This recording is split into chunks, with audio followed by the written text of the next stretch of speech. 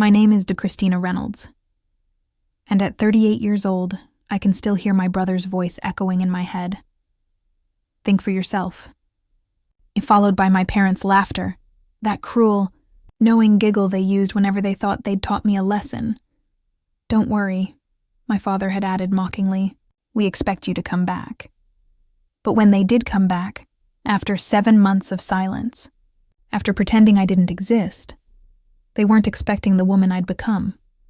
They found me, yes, but I wasn't the same, because the Reynolds family, the people who were supposed to protect me, had once left me for dead at a service station in the middle of Wyoming. They called it a prank. They laughed as they drove away. And I remember watching that laughter fade in my rearview mirror as I realized I was truly, terrifyingly alone. I never looked back. Not for 10 or 18 long years. If you've ever been betrayed by the ones who were meant to love you most, I know what that feels like. Their cruelty shaped me, carved me into something harder, stronger, and far more independent than they ever imagined. And this is the story of how being abandoned by my family was the best thing that ever happened to me. Let's begin. The Nutt Reynolds family believed in building character, which really meant breaking you down until you learned not to cry. My parents, Clara and George Juan, were experts in that kind of twisted affection. My brothers, Lucas, and now Max, learned it from them like an inherited skill. In our family, someone always had to be the punchline, and that someone was always me. We even had photographs of it. Smiling faces, confetti, laughter, masking humiliation. On my 12th birthday, they told me no one was coming. I sat crying for hours, thinking I'd been forgotten, until they burst through the door screaming, "Surprise!" while my face was still swollen from tears. Everyone thought it was hilarious. At my middle school graduation, they forgot the date and showed up late, just in time to hear my name announced but not to see me cross the stage. During Porch Prom, my date got the wrong address because Lucas switched the invitations as a joke. Every memory of my adolescence is punctuated by their laughter, their cruel, careless laughter. My mother's cruelty was quieter, more surgical. "That dress would look gorgeous if you lost 15 pounds, she'd say sweetly. Or, "You'd have such a pretty face if you just smiled more and fixed your skin." My father? He just laughed loudest. Lucas, the oldest at 34, was Dad's pride, the heir to his insurance company. Max, a year younger, ran marketing for the business, and both were held up as examples of what successful Reynolds children look like. To my parents, pain was a bonding exercise. At dinner, they'd swap stories about the hilarious pranks they'd played on coworkers or clients, like cruelty was a family tradition. 2 weeks before everything fell apart, I'd graduated college with a degree in graphic design. I was full of ideas, eager to start my own life. I wanted to apply to creative agencies in Chicago, build something that was mine. But to my family, that dream was ridiculous. At my graduation dinner, my mother smiled thinly and said, "You can do your little art projects for the family business, dear. It'll be more stable than chasing some silly dream." I wanted to protest, but the truth was, they had me trapped. College had left me with student loans and my parents still paid for my apartment. Every dollar they gave came with a reminder, "We can take this away if you stop being grateful." So when they planned a family trip to Colorado Atoll to celebrate my graduation, I went. A week in a cabin near Rocky Mountain National Park sounded like a reprieve. I didn't know it would be the week that changed my life. From the moment we loaded the SUV, the air was thick with sarcasm. "Did you remember to pack a brain this time, Chris?" Max teased as I closed my suitcase. "Remember when she forgot her swimsuit in Florida?" He added, laughing. I remembered. I was 16, and they'd refused to stop to buy me another. I'd sat on the beach in jeans for 3 days while they teased me for being no fun. The drive to Colorado was no different. Lucas hid my phone, pretending he hadn't, until I panicked and found it in his pocket hours later. Dad took an unnecessary detour and blamed me for reading the map wrong. Every hour was another tiny humiliation, and every joke landed at my expense. That night, in a Nebraska motel, I overheard them through the thin wall of our adjoining rooms. "She's too sensitive," Mom said. "If she doesn't toughen up, the world will eat her alive." I went to bed with a knot in my stomach, whispering to myself, "Just 4 more days. Then I can go home and start my own life." By noon the next day, we crossed into Wyoming. The sky stretched endlessly, the kind of blue that almost hurts to look at. Everyone was oddly cheerful, the kind of fake, sugary peace that always came before a storm. "We need gas," Dad said as we approached a small town called Pine Ridge. Just a gas station, a dusty lot, an endless open land. "I'm going to the restroom and grabbing snacks," I told them as Dad started pumping gas. Lucas smirked. "Get me a Coke." "Grab me some beef jerky," Max added. Mom just reapplied her lipstick in the side mirror, uninterested.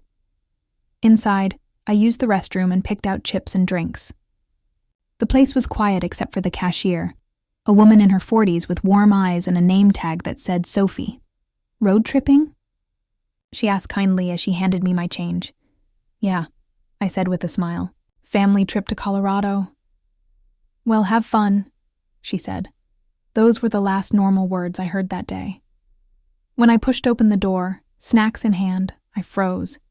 The parking lot was empty. The SUV was gone. At first, I thought maybe Dad had pulled around to the air pump.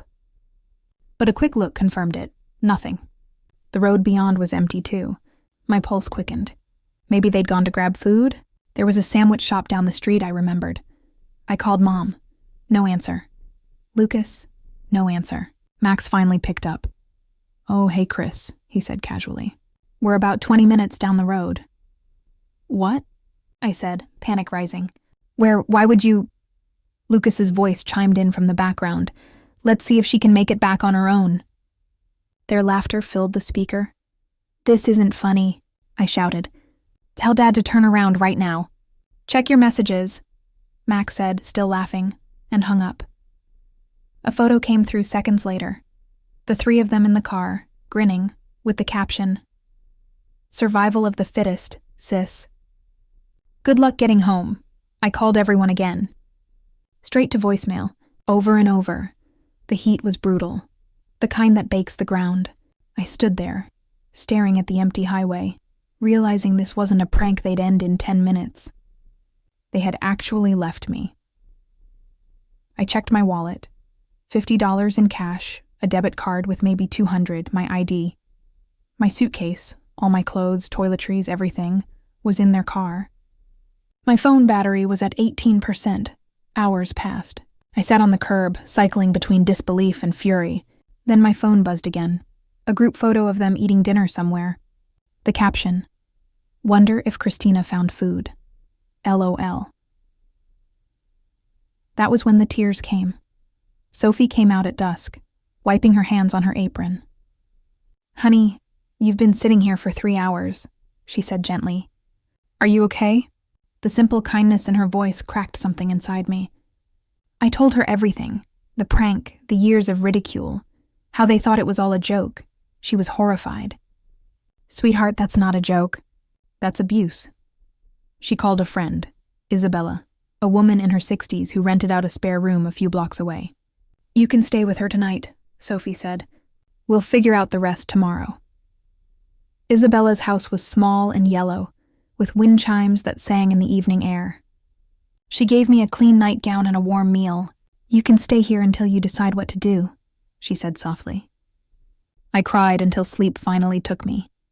Morning brought no apology, no rescue. I used Isabella's landline to call my family. No one answered. When I reached the family business, the receptionist said they were in a meeting and took a message. They never called back. When I finally got my phone charged, new messages waited for me. "Day 2 of Christina's great adventure," Lucas texted, attaching a photo of them hiking. Max wrote, "Started hitchhiking yet? My father's was the worst. We called your landlord. Your rent isn't paid while you figure things out." And my mother's, "Honey, this is tough love. You'll thank us someday." My bank balance was $25. When Isabella found me sitting on her porch steps, staring at my phone. She didn't pity me. She simply said, "You can stay here for a while. Rent is $300 a month, or you can help me out in my bookstore to cover it." That afternoon, she showed me Haas pages and poems. Her cozy little bookstore at the end of Main Street. Shelves sagged with old paperbacks, the sign was faded, the website barely worked. But it was warm, human, real. "I'll take the job," I said.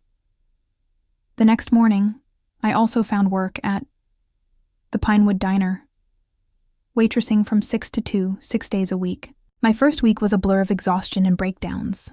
Every night I checked my phone, half hoping for a message saying, "We're sorry. Come home." By the third week, they'd stopped messaging entirely. One afternoon, my coworker, Anna, a single mom with tired eyes, found me crying in the break room. I told her everything. She listened quietly, then said something that would change my life. "Christina, they didn't leave you behind. They set you free." That night, I decided to stay in Pine Ridge. I used the bookstore computer to email my old professors, asking for references. I made a new email address, one my family didn't know, and began rebuilding my life piece by piece. When Isabella found out I was a designer, she smiled.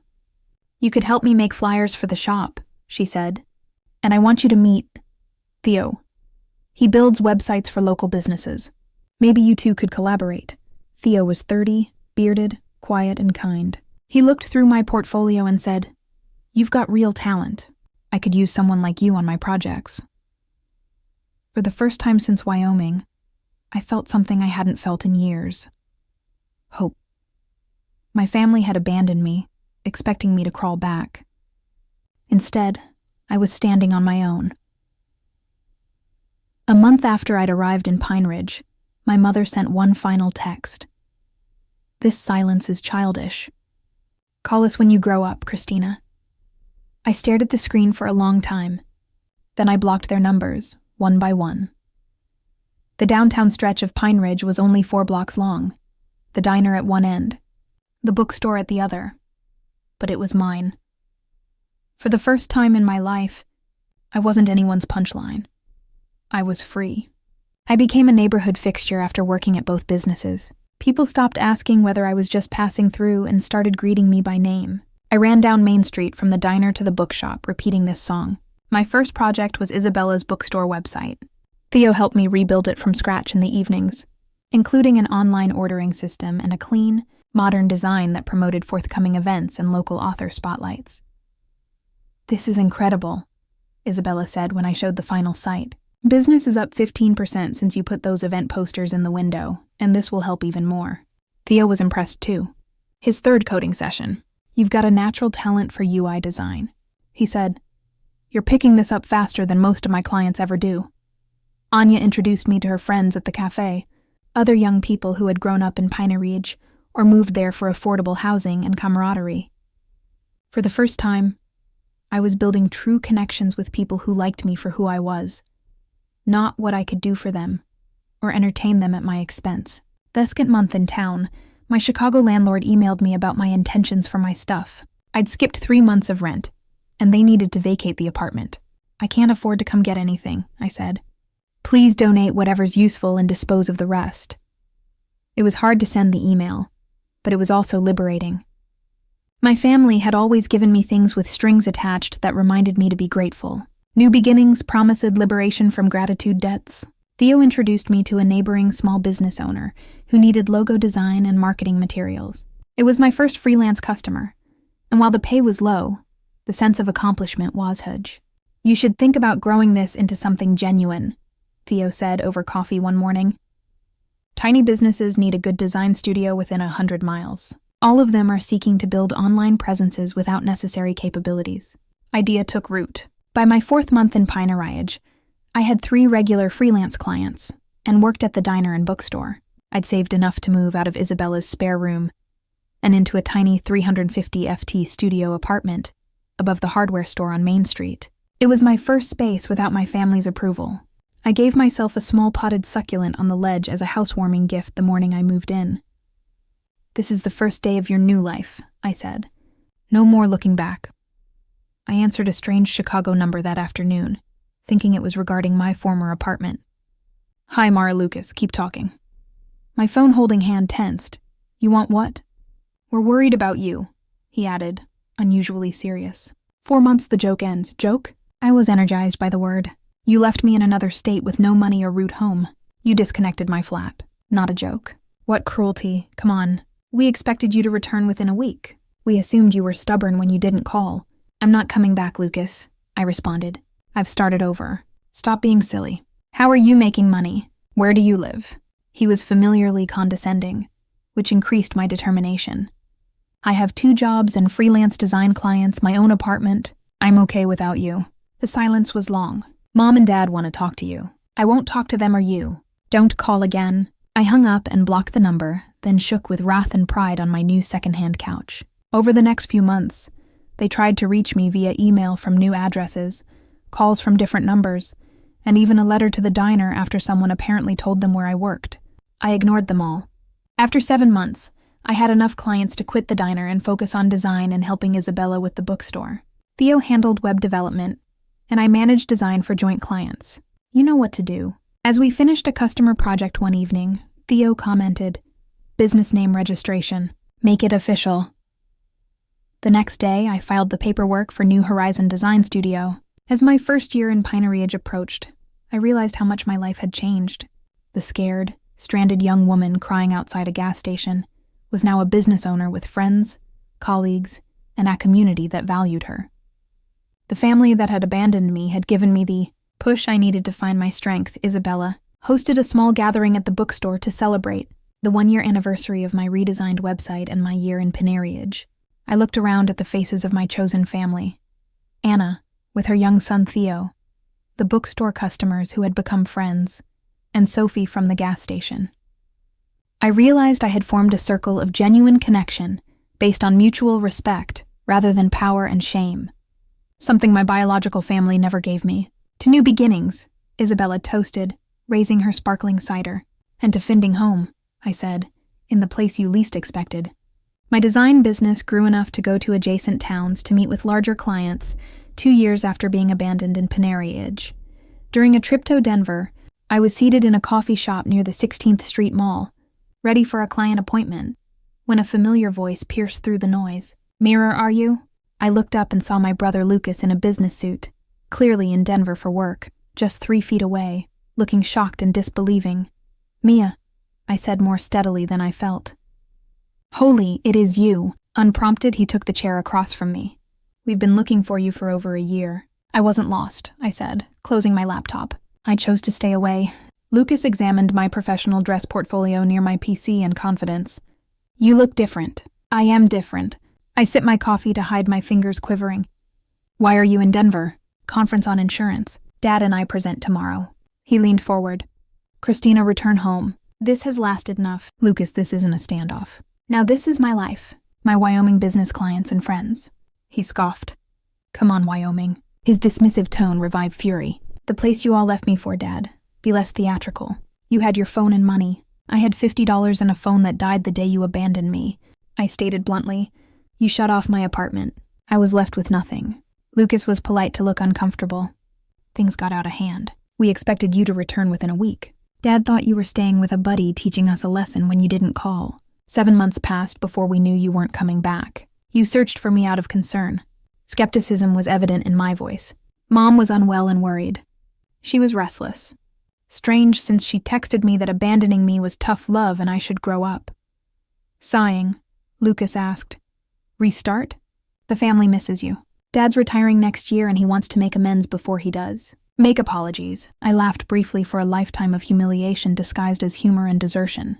"How will he do that?" "Just visit again, see all." "Christina, they've changed." Years of hidden hurt, hatred, and betrayal surfaced. "Lucas, they're unchanged. And neither have you. You're sitting in another state attempting to convince me that intentionally leaving your sister stranded was appropriate, and that I should forgive and forget, because it's convenient for everyone." My voice rose and neighboring people looked at us, but I didn't care. Do you know what it felt like to stand in that parking lot knowing my family had discarded me? Watching those texts joke about finding dinner while I worried about where to sleep. Lucas grew stern. "Keep your voice down. You're making a scene." "A scene?" You're worried about that? Standing, I gathered my things. This conversation is over. Lucas grabbed my wrist. You can't leave. The family is unwell and worried. What do people think occurred to you? Some say you had a breakdown and live on the streets. Do you want people to think that? Pulling my arm free, I said, I don't care what others think. I want a life without being belittled and controlled by those who love me. You always were too sensitive, Lucas shouted, losing his friendliness. We had to toughen you up. You break at mild criticism. Criticism? Now I was almost shouting. Call abandonment criticism. Toughening a fearful girl by teasing her. Lucas said, if you don't return home freely, I'll tell everyone what actually occurred. How you had a meltdown over a stupid joke and ran away from your family. How you've hid avoiding your dying father's reconciliation attempts. Dad is dying. Concern overcame my fury as Lucas's hesitancy revealed everything. Not in good health, he added quietly. You're lying again, I said, shaking my head. Goodbye, Lucas, Lucas called out as I left the coffee shop. It's not over, Christina. Your family deserves to know where you are. The encounter had ripped open wounds I thought had healed, but it also crystallized something important. I wasn't the one who needed to apologize or make amends or do something unforgivable. Lucas now knew I was in Wyoming, and he could easily figure out which town I was in if he asked around. The next morning, I went to Isabella's house and told her about Lucas's threats and my fears that my family might try to intrude on my life. They can try, Isabella insisted. Christina, this is your home. We support you. Isabella, Theo, Anna, and a few others were my closest friends that afternoon when I told them the complete story of my family's cruelty and abandonment. If any of you get calls or questions from people looking for me, now you know the truth, I said. These people sound toxic as hell. Anna squeezed my hand. We won't let them near you if you don't want to see them. Their support bolstered my resolve. I returned to my flat and sent a long email to my parents and brothers, my first in 2 years. I'm safe and successful, I wrote. I established a life sour abuse and manipulation. I oppose reconciliation. I refuse contact. Trying to get back into my life will result in legal action, not negotiable. After sending, I banned their emails again. That night, lying awake in my apartment, I realized that the painful encounter with Lucas had given me certainty. There was no question of whether I had overreacted or whether my family had changed. They were who they always were, and so was I, except stronger. Strong enough to leave unhealthy relationships, even with those who were supposed to love me most, and construct my own life. The next morning, I woke up with clarity I hadn't felt since being abandoned. I opened my laptop and started designing a new logo for New Horizon Design Studio that reflected a business and personal transformation. I was defined by what I made from the wreckage, not what happened to me. 5 years after my family left me in Wyoming, I watched my staff of 12 work on projects for clients in 3 states at New Horizon Design Agency's freshly expanded headquarters. Our offices occupied the entire second floor of a renovated historic building on Pioneer Ridge's main street, a far cry from my early days. Working from a corner of Isabella's bookstore, we specialized in branding and digital presence for small to mid-size companies in the Mountain West region. The exposed brick walls had framed some of our best work, and the enormous windows so overlooked my hometown. The Denver client just signed off on the final design, said Megan, my first full-time creative director. They want to talk about Phase 2 next month. That's our 3rd major contract this quarter, I said proud. Schedule a meeting and let's brainstorm expanded services we can offer them. Sam, the community college professor I'd been dating for 2 years, texted me. We met when he walked into Pages and Poems seeking local history books for his course. Isabella introduced us, and after months of pleasant discussions that grew into something more, we were inseparable. Dinner at 7. I'm making your favorite spaghetti. Read his message. Can't wait, I said, typing back, bringing dessert. By 33, my life seemed true and important, and my closest friends were family. Felix, Anna's son, nicknamed me Auntie Christina, and Isabella was my dream mother. Both Theo and I had professional partnerships that matched our skills, and our businesses often collaborated on larger projects. 3 months ago, Sam and I had bought a tiny house on the edge of town, a quaint craftsman with a studio where I could work from home, and a garden that was slowly growing under our unskilled but eager care. I received an odd call while closing up the office that evening. Unknown calls usually went to voicemail, but we had numerous new client prospects, so I responded. Is this Maura Reynolds of New Horizon Design? A female voice inquired. Yes, it is. How can I assist? My name is Jennifer Atkins. I edit Business West, a feature on women entrepreneurs who've developed profitable businesses in unexpected areas. Your agency was recommended to us multiple times during our research. A 4-page piece in the magazine 3 months later included images of our workplace, my crew, and me proudly presenting the business I developed from nothing. The article described a young designer who went to a small Wyoming town and saw a demand for professional design services in remote areas. The magazine only covered the basics of my story, omitting the abandonment and family details. It focused on how I arrived in Pinirayaj with almost nothing and built something substantial through determination and community support. Emails started 2 weeks after the magazine hit newsstands. First my mother, then my father, then my brothers. Subject lines ranged from, "We need to talk," "Saw your article to please respond." I removed them all without reading. My office manager answered agency calls following my years-old guidelines. Miss Reynolds does not accept personal calls from these numbers. I assumed that would be it, but my mother was determined. Clara Reynolds was sitting in our reception area on a Tuesday afternoon after lunch, appearing older but still put together. "Christina," I whispered, stopping at the doorway. "How did you locate me?" She stood, adjusting her costly pants. "The magazine article had your business address."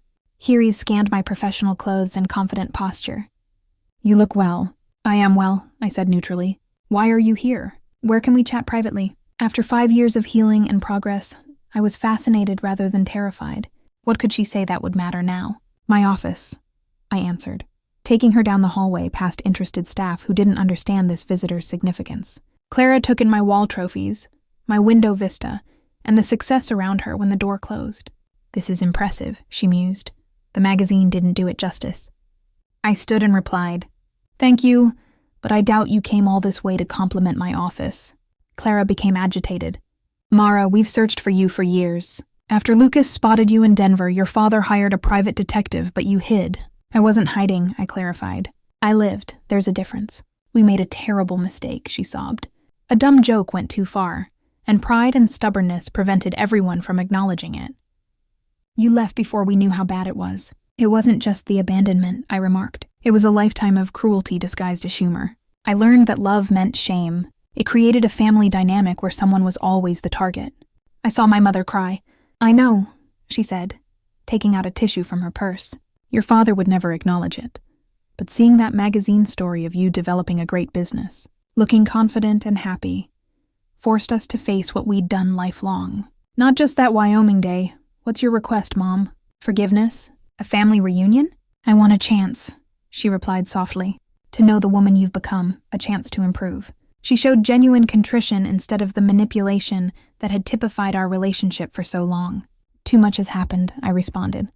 "I can't accommodate you. I'm content here. My life is full of excellent individuals that value me. Knowing that should be enough." Wiping her eyes, Clara nodded slowly. "Your brothers want to visit you. Also, your father, though he'd never ask." "I'm not ready for that," I said. "I may never be ready, and that has to be okay." Standing to leave, she hesitated. "Christina, you were always our strongest. We realized it after losing you." I sat at my desk for a long time processing the encounter. There was no dramatic reconciliation, no falling into each other's arms with forgiveness and tears, just the beginning of a recognition that the past couldn't be undone, but could be acknowledged.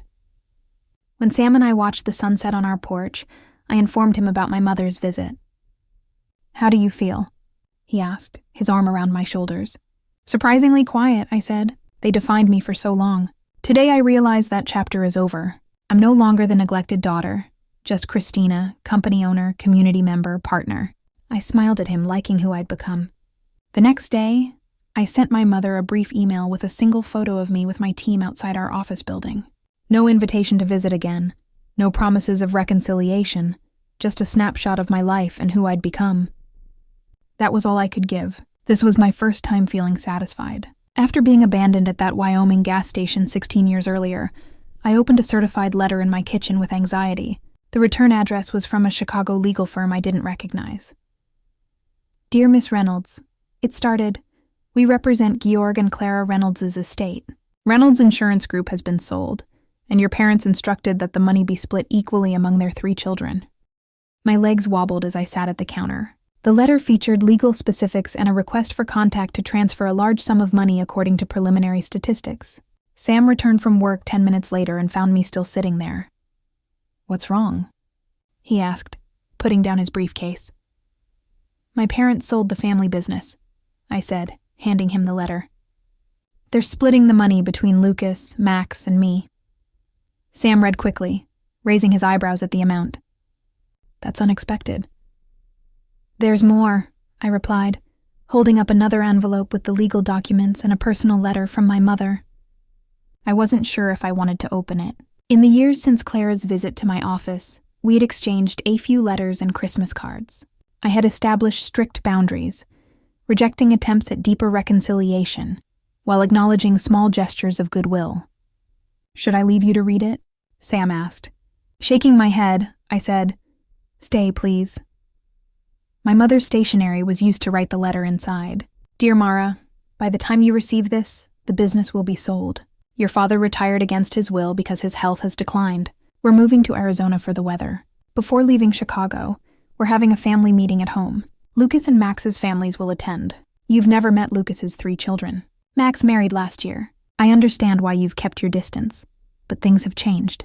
Christina, your father may not say it, but he decided to include you equally in the business sale revenues. In his own way, he understands the seriousness of what happened years ago. We hope you can attend next month's event. No stress, no expectations, a chance to end chapters before starting new ones. Love, Mom." The letter listed the date, time, address, and her mobile number.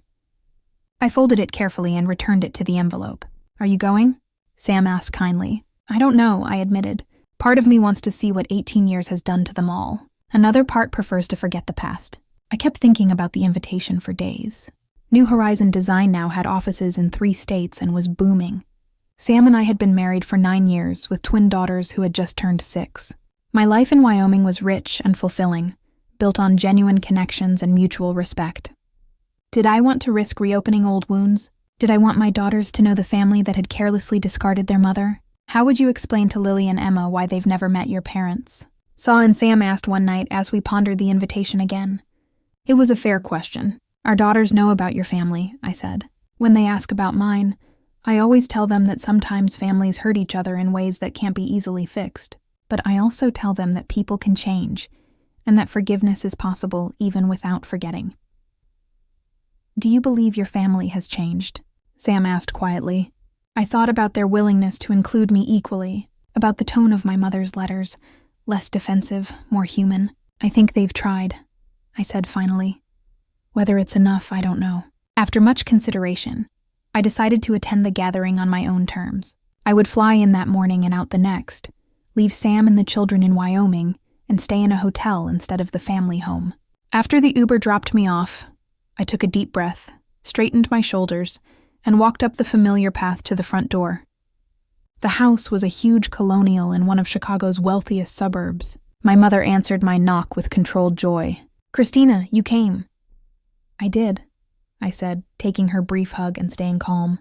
Just my parents, brothers, and their immediate families attended. Lucas's 3 children ran around the backyard while Max's wife, Allison, helped my mother deliver food to the patio table. Though there had been tentative communications throughout the years, the careful distance between us was still there, an invisible wall of history and regret. My father stood when I entered the backyard, appearing older than I remembered. He was thinner and more fragile than the competent, often ruthless man who had ruled my childhood. He grumbled. "Christina, never comfortable exhibiting emotion." "Dad?" I nodded. The afternoon's uneasiness dissipated when Lucas's children asked me about Wyoming, curious about their aunt who lived in the mountains.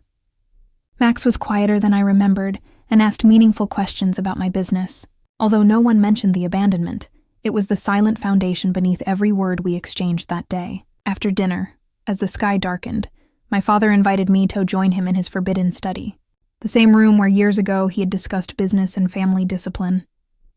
"I'm not good at this," he said when we sat down. "I owe you an apology. Our actions and my inaction were unacceptable." I studied him carefully. This was the man who had shaped my childhood through fear and criticism. "Why did you?" I finally asked the question that had haunted me for years. His silence was long before he spoke. "My father was abusive to me," he said quietly. "He called it toughening me up. I thought that's what fathers and families did. I didn't realize how bad it was until you left. It wasn't a complete answer or an excuse, but it was honest, something my father had never been before. I built a good life, I told him. I know, he nodded. I researched your company. Congratulations on your success. Better than I ever expected. That contributed to the issue, I said. Your expectations. It was always about my limitations, never my abilities. He examined his hands, his voice rough. I was wrong about many things. It wasn't a movie-like reconciliation filled with tears or embraces. Just a quiet acknowledgement between two adults that mistakes, harm, and lessons had been learned. I left Chicago the next day, not knowing if I would return or if the tentative ties created during that visit would grow or fade. But I felt I had addressed my past without being weakened by it. I had shown my family that I had thrived without them. At home in Wyoming, Sam and the girls hugged me tightly when I arrived, and I felt whole. The abandoned young woman at the gas station had finished her journey by building a life so full and rich that she could face her abandoners as an equal, no longer defined by their cruelty. After the girls went to bed, Sam and I sat on our back terrace watching the Wyoming stars. Did you find it? He asked. I think so, I said softly. Closure, not forgiveness.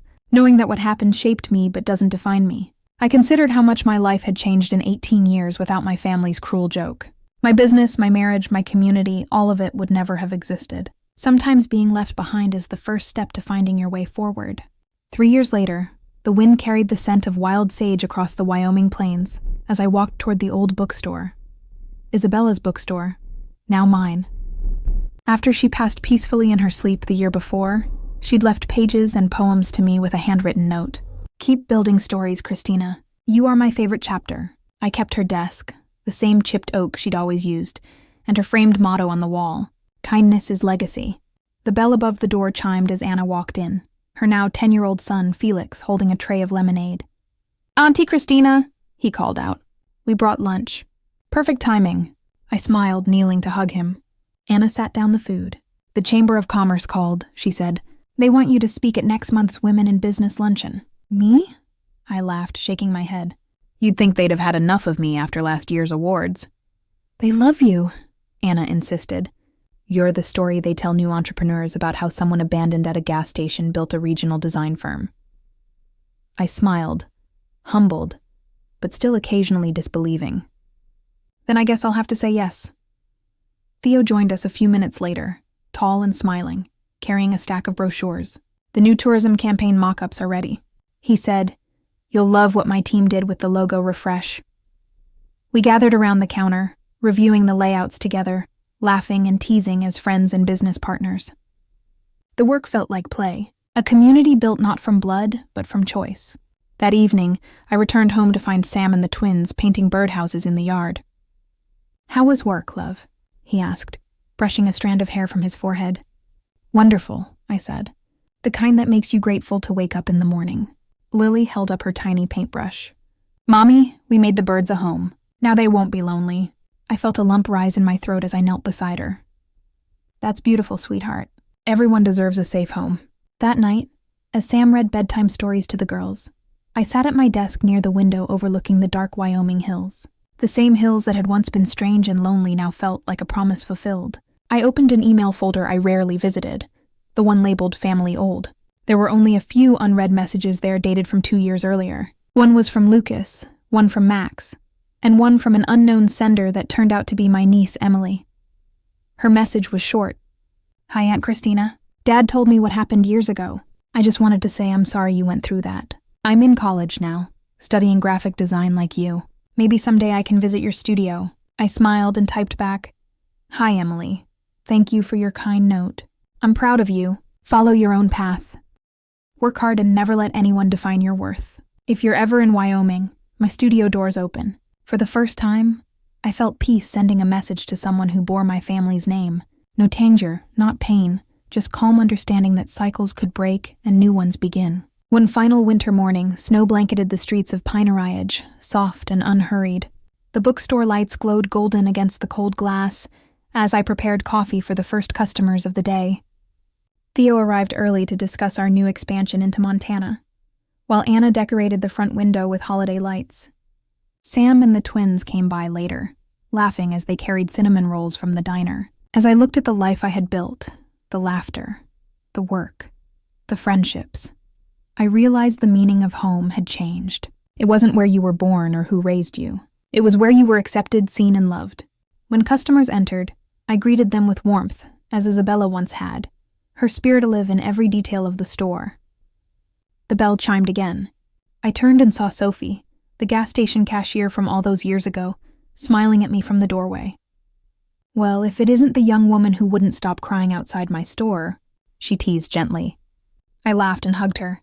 "You saved me, Sophie." "No, honey," she said. "You saved yourself, I just pointed the way." Tears pricked my eyes as I looked around the bookstore. The heart of a life rebuilt from ashes. Sometimes I thought, the family you lose makes room for the one you choose. And in that truth, I found everything I'd ever needed.